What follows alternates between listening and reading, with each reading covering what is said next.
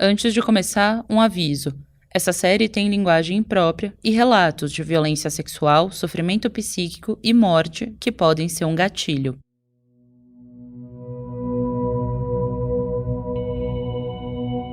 A prisão preventiva da médica Neide Mota Machado foi decretada um mês depois que a investigação sobre a clínica dela começou. A Neide foi denunciada por formação de quadrilha, prática de aborto, ameaça e posse ilegal de arma. A médica não se apresentou para a polícia e passou a ser considerada foragida. Ela ficou quase 2 meses sendo procurada, até que no dia 11 de julho de 2007, o delegado André Pacheco estava de plantão e recebeu um telefonema. Era uma promotora, dizendo que tinha uma pista do paradeiro da Neide. Eles precisavam de uma autorização judicial para ir atrás da médica, que estaria escondida numa chácara. E o André foi para o fórum esperar o mandado. Ficamos lá até por volta das 5h30 e o mandado de busca não saiu. Retornei o telefonema à promotora e falei, olha, o fórum está fechando e não vai sair mandado algum, né? Falei, olha, sem mandado à noite numa chácara fica meio complicado, se nós não tivermos certeza que a médica esteja lá, porque se tiver, muito bem, se não tiver, vamos responder criminalmente, né? A promotora disse que tinha certeza da informação. E o André e um outro policial pegaram a estrada até a cidade de Terenos, que fica a uns 25 quilômetros de Campo Grande. E realmente estava muito fria a noite, um local bem escuro. E um policial meu, chamado Souza, ele se rastejou até a sede da chácara e viu um carro encoberto com aquelas lonas pretas, né? Ele se rastejou para não ser visto pelo proprietário da chácara, ou algum caseiro, enfim, né? A gente não sabia o que íamos encontrar, né? E ele retornou até bem sujo, eu até brinquei com ele, falei, se caiu algum poço? Aí ele falou, não, eu levantei a lona e anotei uma placa. Eu falei, bom, se for a placa do carro da doutora Neide, eu assumo a responsabilidade de adentrar na chácara. Era a placa do carro da Neide. Os policiais bateram na porta e quem atendeu foi a dona da casa.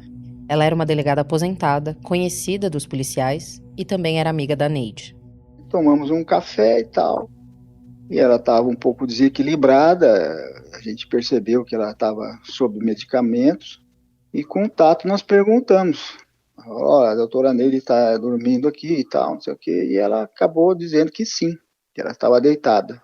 Eles subiram para o quarto e chamaram a médica. Ela estava também sob efeito de remédio, estava bem lenta. O que eu me lembro, ela falou, eu vou me vestir e já vou. E eu, com receio de ela fazer alguma coisa, eu pus o pé na porta para não bater a porta e não trancar, né? E fiquei aguardando. Mas foi tranquilo, ela veio. Os policiais e a Neide voltaram para Campo Grande e chegaram no começo da madrugada numa delegacia. Um repórter da TV Morena estava lá. O mesmo que fez a reportagem para o Jornal da Globo, que deu início ao caso. O delegado lembra que ele pediu para entrevistar a médica. E eu me lembro que ela falou, não, eu dou entrevista desde que seja ao vivo, né?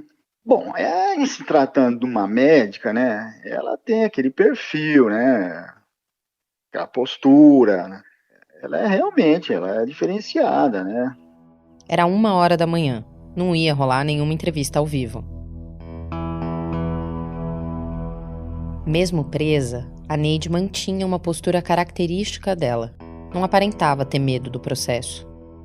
Bem vestida, ela estava com um ar de vaidade e de quem está no controle da situação. A Neide passou a madrugada na delegacia. Na manhã do dia seguinte, ela foi levada para outro DP, que era responsável pelo inquérito policial contra a clínica. O Douglas Oldegardo, um dos promotores do caso, lembra da médica descendo do carro. Ela sai assim do camburão da polícia, ela põe os 2 pés no chão, ela ergue a cabeça com o queixo nas alturas assim, coloca o óculos de sol dela e sai andando como se estivesse descendo de uma carruagem e entrando num palácio. Mas ela está descendo num camburão e entrando na delegacia. A prisão da Neide durou pouco menos de 40 dias. Os advogados dela conseguiram habeas corpus para que ela respondesse em liberdade. O delegado André encontrou ela mais uma vez. estava num caixa eletrônico e quando eu olhei para o lado, ela também estava no caixa ao lado, né? Até brinquei com ela, falei, poxa, mas já saiu, né? Ela deu risada e foi embora. Mesmo que a médica não aparentasse estar com medo do processo, a vida dela estava mudando e muito por causa disso. As amizades somem, o dinheiro acaba ficando difícil, pode até ser rastreado pela polícia, os acessos diminuem, né? Tudo vai apertando o cerco, né? Aos 53 anos, a Neide tinha ficado sem a clínica, sem uma fonte de renda e sem os amigos. No começo da investigação, as pessoas mais próximas dela diziam que a médica achava que esse era mais um processo que não ia dar em nada. Mas a médica começou a perceber que podia acabar presa. Por décadas.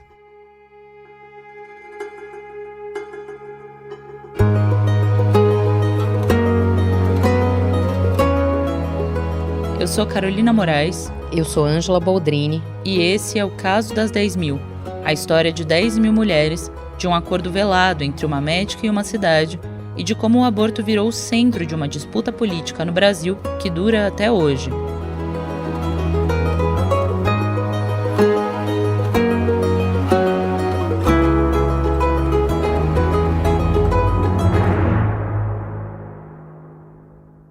Episódio 4.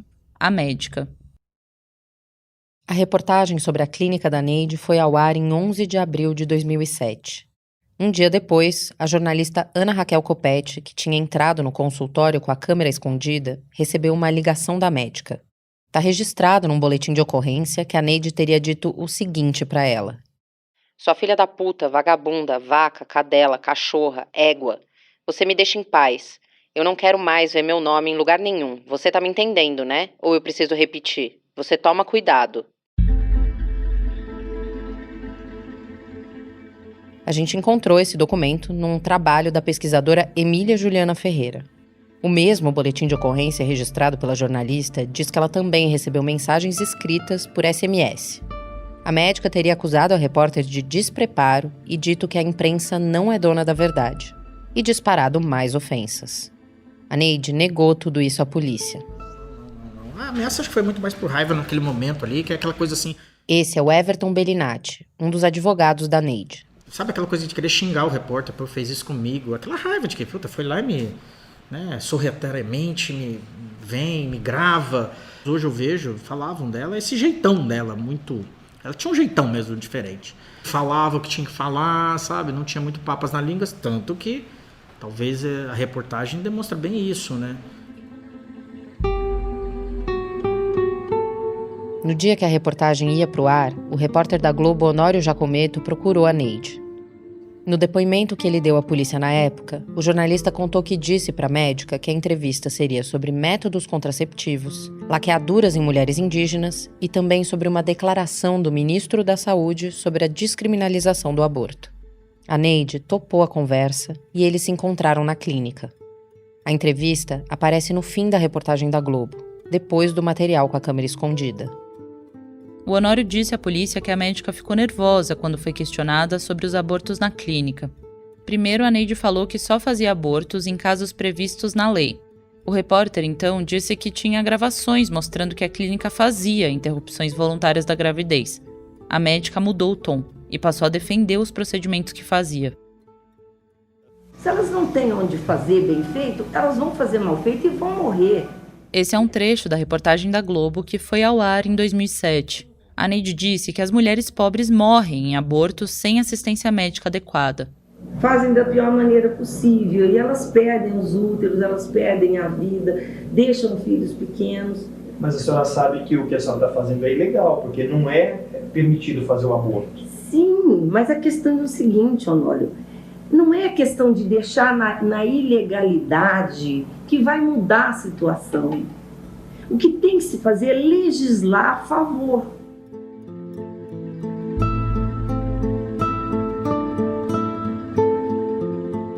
O jornalista disse, também para a polícia, que a Neide teria falado para ele depois da entrevista que seria muito prejudicada se a reportagem fosse ao ar.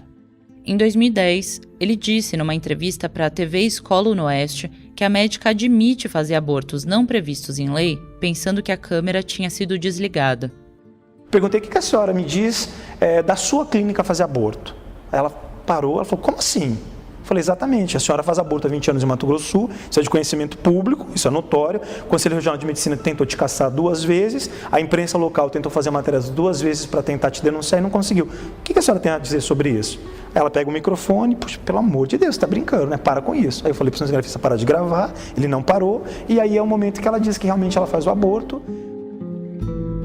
O Honório não quis falar com a gente para esse podcast.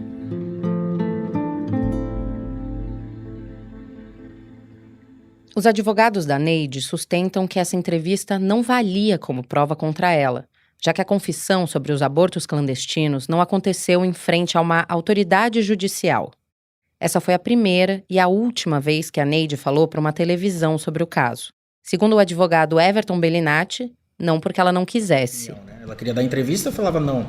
E todo mundo querendo entrevista, porque a entrevista poderia ser bombástica, né? O Conselho Regional de Medicina de Mato Grosso do Sul abriu um processo contra a Neide no dia seguinte à reportagem e deu 10 dias para ela explicar as atividades da clínica, com o risco de perder o registro médico. E a defesa da médica trombou com mais um problema. O Ministério Público tinha como provas as fichas das pacientes que levavam a assinatura da Neide e também 27 caixas de Citotec, um medicamento abortivo, aparelhos de curetagem e outros materiais ginecológicos como anticoncepcionais. Os advogados da Neide, como a gente falou, estavam trabalhando com a tese de que não tinha nenhuma confissão da médica. Então os promotores iam ter que provar tudo a partir do que foi apreendido na clínica. Só que durante o processo, uma das funcionárias admitiu para a polícia que eles recebiam mulheres para fazer aborto. E essa confissão acabou valendo como prova. O Everton acha que a Neide não esperava ir para a cadeia e que quando saiu a ordem de prisão, ela entendeu que dessa vez as coisas eram bem mais sérias.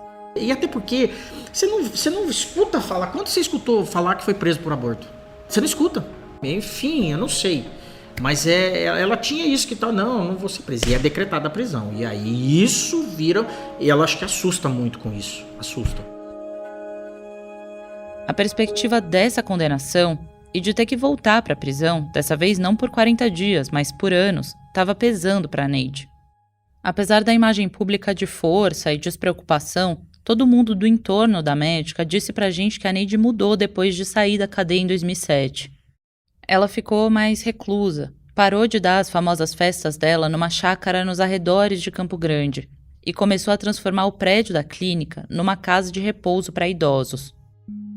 A Neide mostrou que estava apreensiva com o caso também quando começou a falar que ia dedurar as autoridades que tinham procurado os serviços de aborto dela.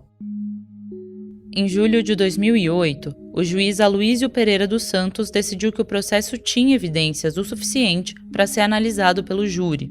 A Neide e 4 funcionárias da clínica iam ser julgadas por 26 casos de aborto. A sessão foi marcada para o dia 24 de fevereiro de 2010. E a Neide nunca foi para o tribunal.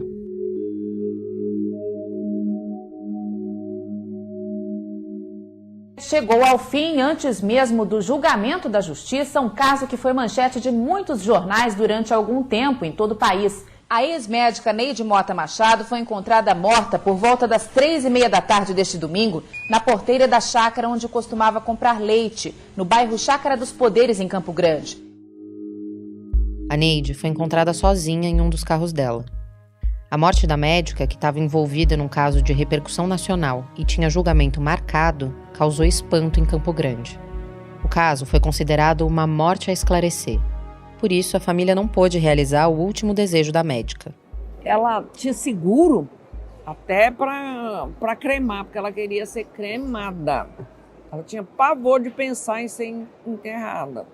Coube a Glicêmia Mota, irmã mais velha da Neide, providenciar o funeral. A gente encontrou a Glicêmia em Campo Grande. Ela contou que no dia que a Neide morreu, a família pediu para a justiça uma autorização para levar o corpo da médica para São Paulo. Era lá que a Neide tinha dito que queria ser cremada. Quando foi 6 horas da tarde que ela resolveu dizer que não ia autorizar a cremação, que era para enterrar. Mas por quê? Por causa que era morte a esclarecer. Vai que surgiu um fato novo, teria que fazer uma exumação, teria que, se tivesse queimado, não ia ter nada, não tinha, entendeu? Essa foi a alegação da juíza. Ela encontrou a gente acompanhada do filho, o Lucas. Os dois quiseram marcar a entrevista em um local público e movimentado, que acabou sendo um shopping da cidade. A Glicêmia tem os cabelos brancos e curtos. Nas imagens da Neide na época do caso, ela tá com o cabelo longo, liso, bem preto. Mas apesar disso, dá pra notar de cara a semelhança entre as irmãs. Não só pelos traços parecidos, pelos olhos da mesma cor esverdeada.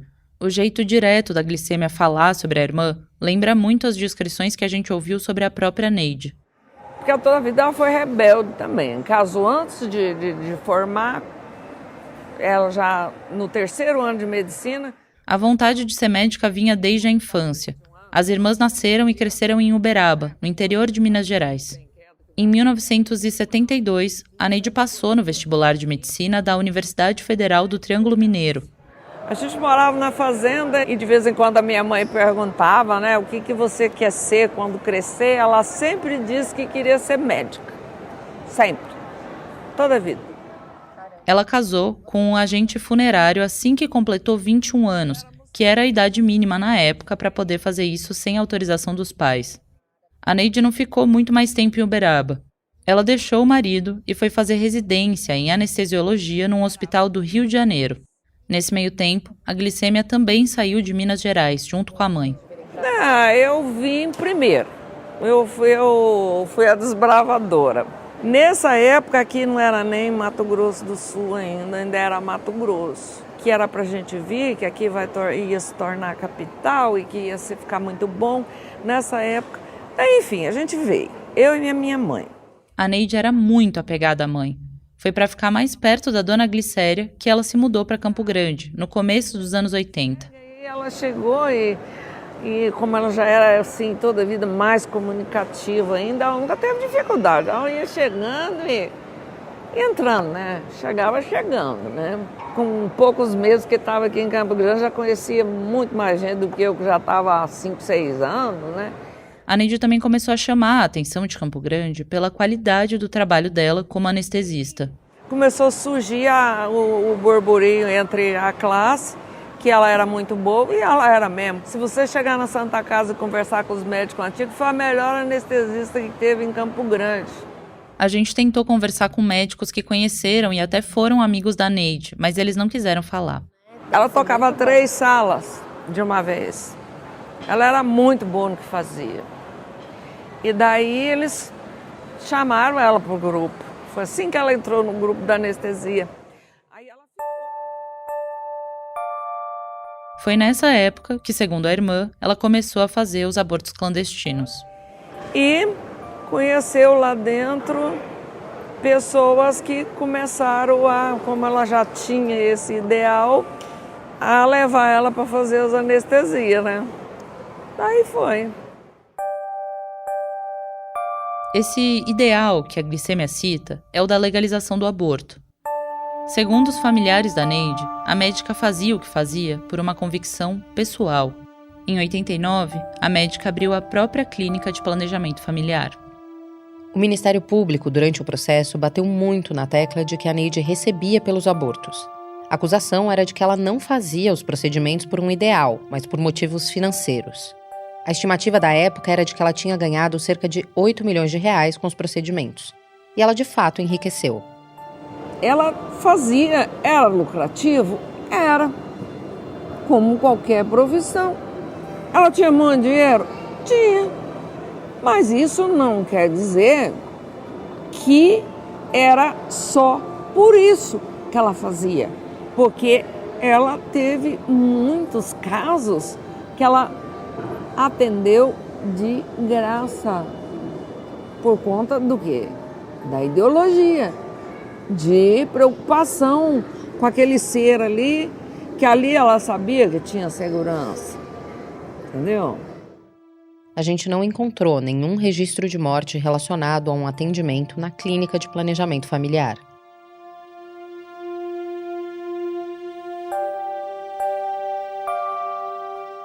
A promotoria montou o caso em cima da tese de que as mulheres correram riscos com a Neide. A acusação usou, por exemplo, o relato de uma mulher que teria recebido um medicamento veterinário e que teve complicações.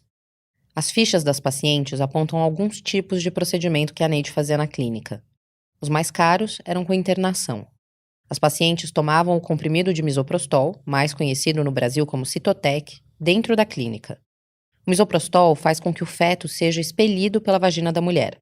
Ele é considerado um método seguro de aborto pela Organização Mundial da Saúde e pode ser usado pelo menos até as 12 semanas de gestação. Outra opção mais barata era comprar o comprimido de Cytotec na clínica e usar em casa. Nesse caso, a Neide orientava as mulheres a procurarem o SUS em caso de complicação. A impressão que eu tive com relação a Neide foi isso. Ela criou uma clínica chique para atender pessoas abastadas que pudessem pagar. Aqui, o promotor Douglas de novo.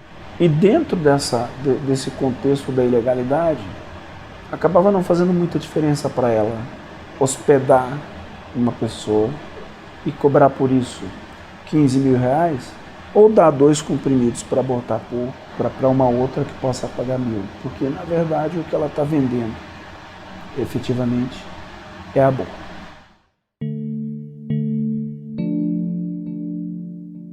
O processo menciona apenas um caso em que a clínica teria usado remédio veterinário, o que não é seguro.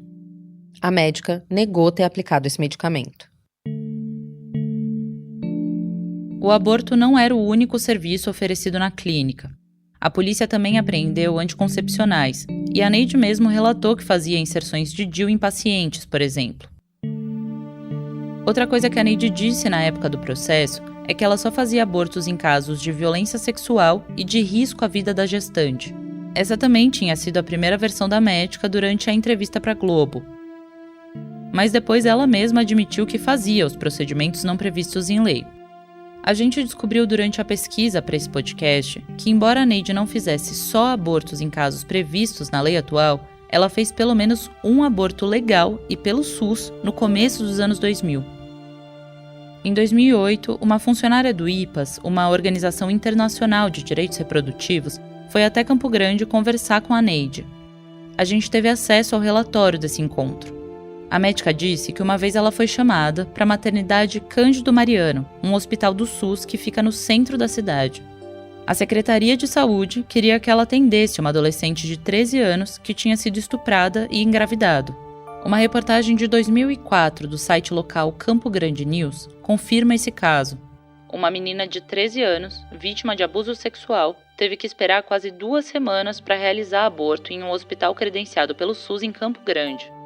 A notícia conta que a família teve que apelar para o Ministério Público para conseguir o procedimento. O caso foi intermediado por um médico ligado à Federação Brasileira de Ginecologia e Obstetrícia.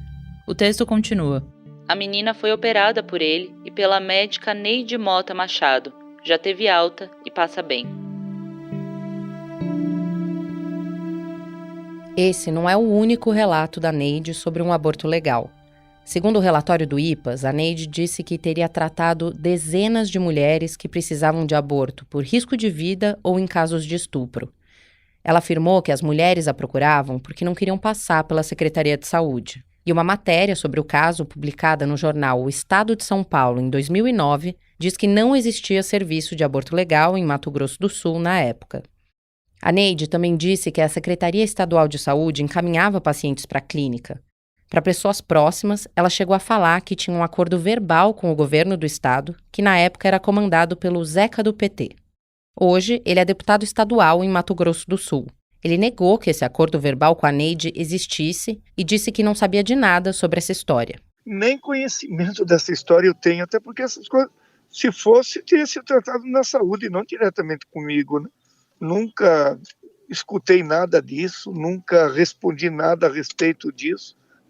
Lembro dessa história que teve uma clínica dessa mulher, não sei se ela era médica ou era enfermeira, que fazia esses procedimentos clandestinamente e depois acho que até teve presa. Ele negou ter tido qualquer contato com a médica Neide Mota. Com acordo verbal ou não, o fato é que a Neide era muito bem relacionada dentro da alta sociedade sul-mato-grossense. Ela conhecia, por exemplo, o Nelsinho Trade.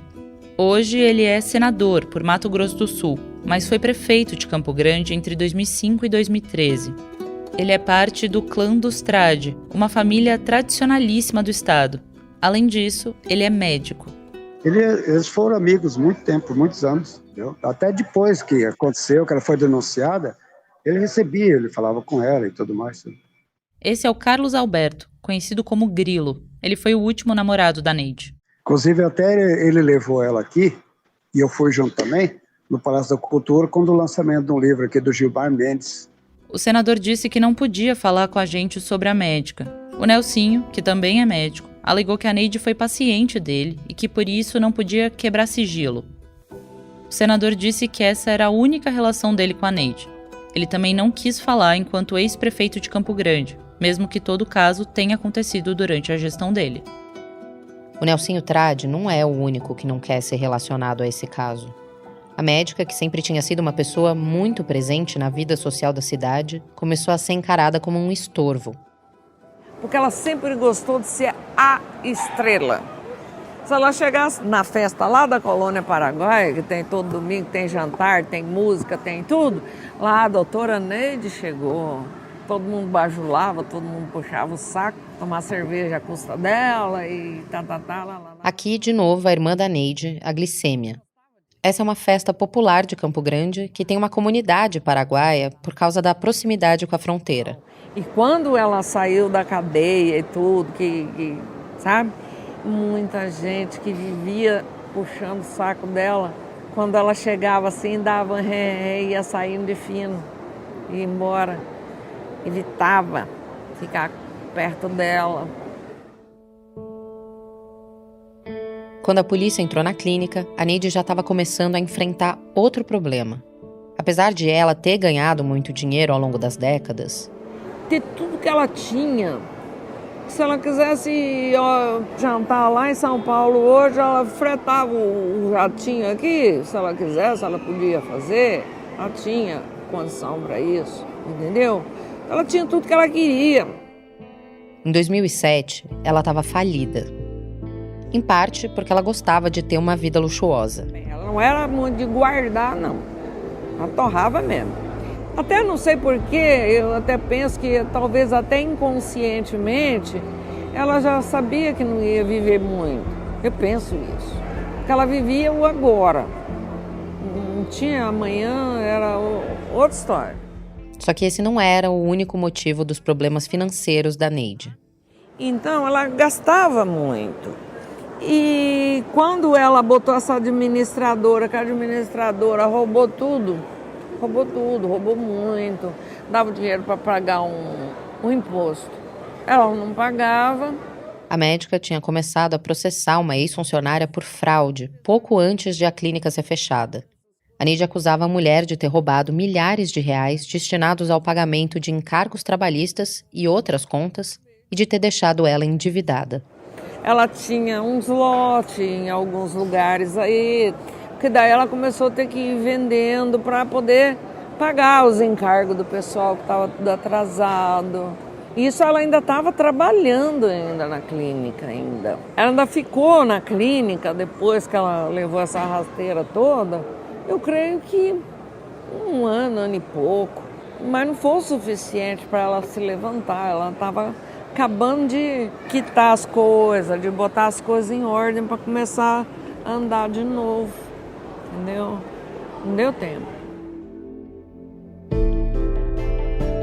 Essa disputa judicial entre a Neide e a ex-funcionária virou parte de uma teoria da médica de que ela estava sendo perseguida.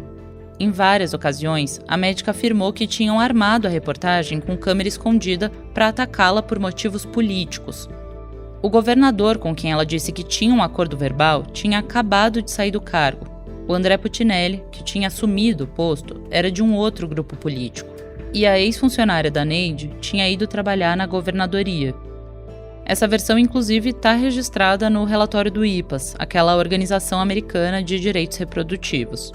A ex-funcionária da Neide morreu em 2022 e o Putinelli não respondeu aos nossos pedidos de entrevista. A nossa pesquisa aponta que a reportagem foi feita por uma decisão da Globo.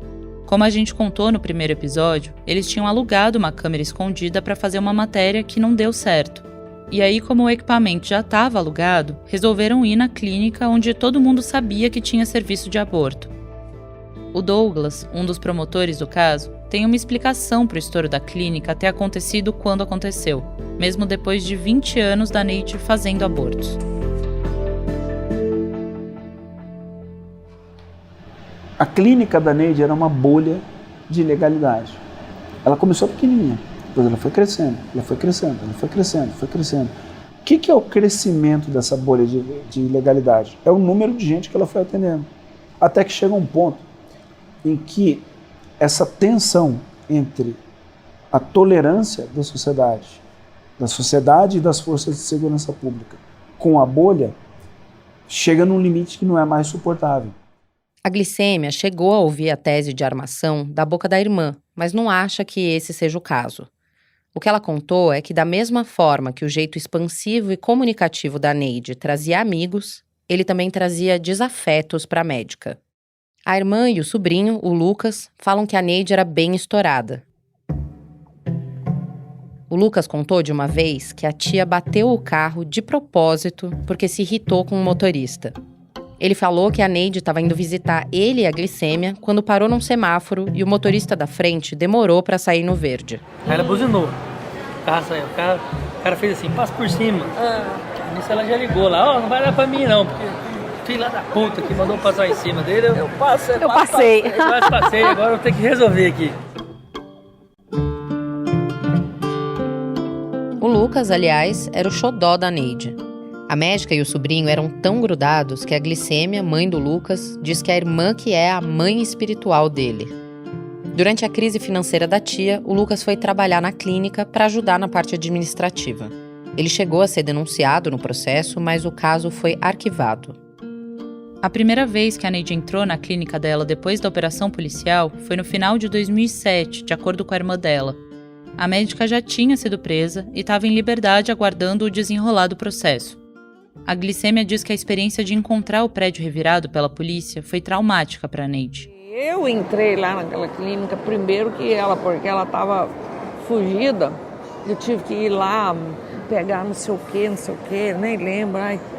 Eles entraram para quebrar mesmo. Não ficou um nada inteiro. Ela contou pra gente que quando entrou na clínica, o chão estava forrado de papéis arrancados das gavetas. Não ficou uma gaveta num armário, um papel e nada, jogou, espalhou tudo. O que deu para quebrar, quebrou. Então, depois que saiu da cadeia, que ela foi lá, que viu tudo aquilo, tem que começar do zero, sem nada. Na conversa que ela teve com o IPAS, a Neide também acusou a polícia de furtar objetos e dinheiro do prédio. Ela tinha um apartamento no andar de cima da clínica. E, segundo a médica, os policiais teriam entrado ali sem permissão judicial. A Polícia Civil de Mato Grosso do Sul não respondeu às nossas perguntas sobre a acusação da Neide até a conclusão desse episódio. A Neide era dona da casa onde a clínica funcionava e começou a procurar alternativas para o espaço. Logo que ela saiu da cadeia, ela começou a reformar a clínica para montar a casa de repouso, né, para idosos, a Gold Age. Então, ele fez adaptações lá, tudo. E ela já estava partindo para esse lado, ela não ia mais mexer. Só que como o nome da Neide estava muito queimado a essa altura, quem assumiu a frente do negócio foi o Grilo, o namorado dela na época. O Grilo era repórter policial. Antes a médica tinha sido casada com um agente funerário de Uberaba. Daí ela morou com um capitão da PM em Campo Grande. Vem dessa época a amizade dela com os policiais da cidade. Mais tarde ela casou de novo com um vendedor que foi assassinado. Depois disso ela ficou um tempão sem um relacionamento sério, até o Grilo. A Neide e o Grilo abriram juntos a casa de repouso. A médica transformou também a chácara dela numa unidade de lazer rural para os idosos internados. Mas logo veio mais um baque para a Neide. O Conselho Federal de Medicina decidiu pela cassação do registro médico dela. Na manhã do dia 30 de novembro de 2009, a Neide pegou o carro e saiu da chácara onde estava morando. O Grilo tinha estado com ela na noite anterior, que era um sábado. Aí ela foi para o sítio dela, porque ela disse que na parte da manhã ela ia buscar leite, né? Porque ela estava com o pessoal lá hospedado com ela. E na parte da tarde ia estar comigo. A gente, inclusive, ia almoçar um feijão tropeiro, que ela começou a dar encaminhamento. Só que ela não apareceu. E às 4 da tarde me ligaram informando que ela foi encontrada morta lá perto do sítio dela. O corpo da Neide foi velado por 1 dia e meio antes de ser enterrado no cemitério Memorial Park. A glicemia conta que a imprensa lotava os arredores do velório, mas poucos amigos se arriscaram a comparecer. De médico, foi dois médicos. Delegado de polícia, capitão, não sei o quê, era tudo amigo dela, tudo. Foi um. A gente já falou aqui que a Neide era muito apegada à mãe dela e da glicêmia. A dona Glicéria estava com 83 anos quando a filha mais nova morreu. Aí minha mãe um dia até falou assim pra mim, sabe que eu nem fiquei muito triste assim da Neide morrer, ela estava sofrendo muito. Minha mãe falou, fiquei com dó dela, sabe? Ela via o sofrimento no rosto, né? Ela era mãe, ela sentia, né?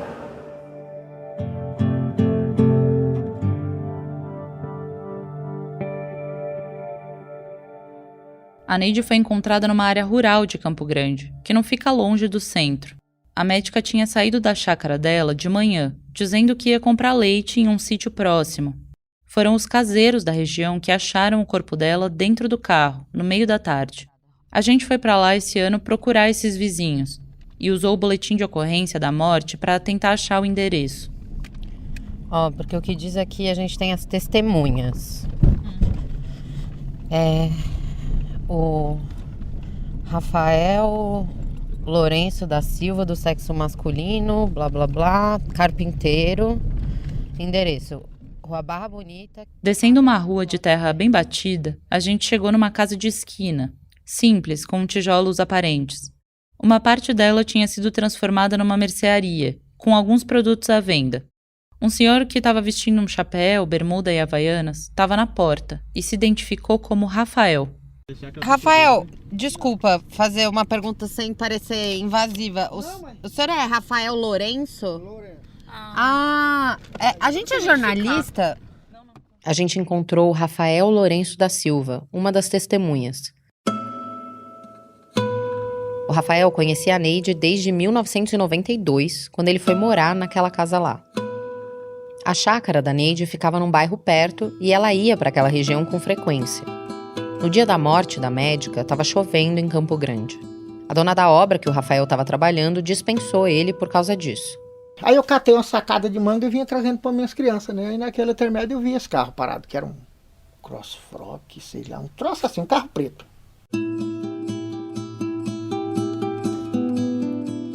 Um caseiro chamado José estava na mesma rua que o Rafael e viu o carro da Neide chegando. Ele estranhou o jeito que o veículo se movimentava. Ele cuidava da chácara aqui, ó. E ele estava na beirada da chácara, dando uma olhada. Aí ele viu que o carro vinha tropeçando e parou aqui. Como o carro da Neide não saiu mais do lugar e ela também não desceu, eles resolveram ir até lá.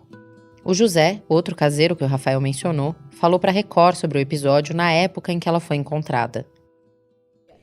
Tentamos conversar com ela se ela precisava de ajuda, né? Se queria que nós levássemos ela lá, tudo. E ela falou, não, eu tô boa, só tô com sono. Os vizinhos se afastaram do carro. Voltamos ali pro carro, ficamos conversando, quando falei, vamos lá ver. Aí ele foi lá ver, ela tava deitada, assim, ela falou, tá desmaiada outra vez. Chegamos lá, olhamos, só olhamos assim, né? Ela tava caída. Os moradores resolveram chamar a polícia, que constatou que a Neide estava morta. A perícia passou 2 horas revistando o carro. Eles encontraram vários itens pessoais, celular, bijuteria, documentos e um caderno com anotações. Também estavam no carro uma seringa e um recipiente vazio de medicamento. O delegado disse para jornalistas que estavam acompanhando a perícia que a suspeita era de suicídio, mas que tinham que investigar. Muita gente especulava sobre a morte da Neide. Eles relembravam aquele relato de que a médica quis expor os grandes nomes da sociedade de Mato Grosso do Sul que frequentaram a clínica. A pesquisadora Fernanda Tucci entrevistou a Neide para uma dissertação de mestrado que foi publicada em 2010. A médica declarou o seguinte: já me mataram socialmente, moralmente, profissionalmente, financeiramente. Grande coisa me matar fisicamente, faz-me rir. Tinha que ter matado, não matou no ninho, agora a coisa cresceu muito. Se mata no ninho. A polícia concluiu no inquérito que foi uma morte por suicídio. Neide Mota Machado morreu em consequência de uma parada respiratória. Foram 3 meses de uma minuciosa investigação da Coordenação Geral de Perícia. A hipótese de homicídio está descartada.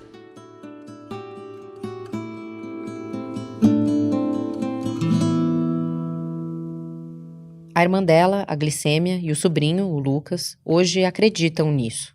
Outras pessoas com quem a gente conversou, como o Grilo, o ex-namorado dela, e até gente ligada aos movimentos feministas, ainda desconfiam da versão da polícia. Eles acham que pode ter sido um assassinato.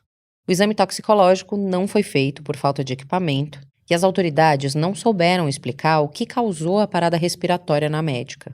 Mas existem várias provas que corroboram a conclusão da polícia. 2 testemunhas, como a gente falou, conversaram com a Neide minutos antes dela morrer. A perícia também não encontrou nenhuma marca que indicasse algum tipo de violência. E as anotações achadas no carro tinham um tom de despedida, segundo a polícia. Se você ou alguém que você conhece pensa em suicídio, o CVV, Centro de Valorização da Vida, pode ajudar gratuitamente, 24 horas por dia. É só ligar no telefone 188. Além do bilhete, também encontraram um livro no carro da Neide, um exemplar de Deus Não é Grande, Como a Religião Envenena Tudo, de um autor inglês chamado Christopher Hitchens. Ele foi publicado em 2007, bem quando o caso das 10.000 começou. O autor parte de uma constatação de que crenças podem ser hipócritas. A religião, ele escreve, tem levado inúmeras pessoas não só a se conduzir pior que outras, mas a lhes conceder permissão para se comportar de maneiras capazes de franzir a testa de uma dona de bordel ou de um responsável por uma limpeza étnica.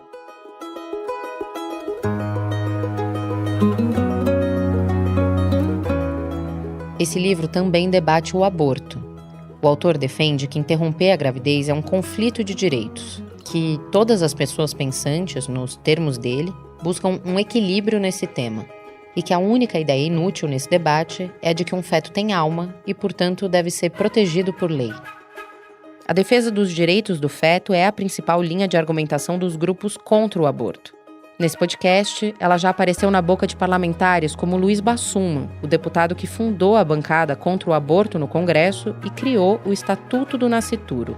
A primeira vez que a gente se deparou com esse argumento no caso das 10.000 foi num vídeo anexado ao processo da clínica.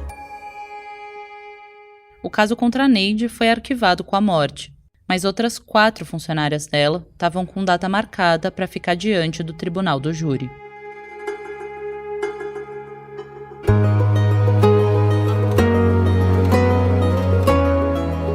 Eu sou Carolina Moraes e a apresentação, roteiro e produção do caso das 10.000 são meus e da Ângela Boldrini. A pesquisa foi feita junto com a Isabela Menon e a edição de som é do Rafael Conkle. A coordenação é da Magê Flores e do Daniel Castro e a identidade visual é da Catarina Pignato. Esse episódio usou áudios da TV Record, TV Globo e TV Escola Unoeste. Você encontra a transcrição desse episódio no site da Folha. O próximo episódio sai na quarta-feira que vem. Segue o podcast no seu tocador favorito para não perder.